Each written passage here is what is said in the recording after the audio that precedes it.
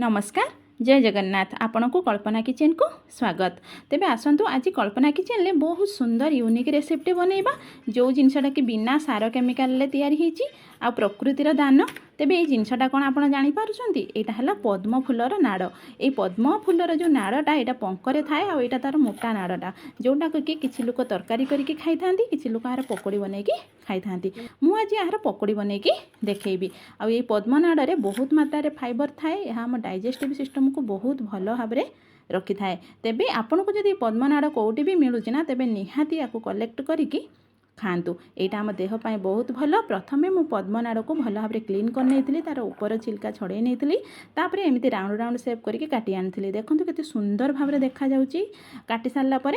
तापर एथिरे पकोड़ी पाई जो सब जिनस दरकार जमी बेसन टिके, चाउल चूना, जीरा, लंका गुंड आउ अल्प टिके हलदी पकईकी गुड़े नौची।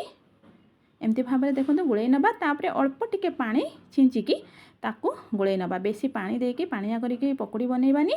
देखो अल्प टिके पानी देकी एमती गुड़ेकी गरम तेल रे छाणी आनिबा। देखो एमती भाव में छाणी आनिबा पूरा क्रिस्पी करिकी। देखो एबे मोर पकोड़ी बनी गलानी, बहुत सुंदर लगे ये खाइबा पाई। आपन को जदि मिलूची तेबे निहाती बनैकी खातु।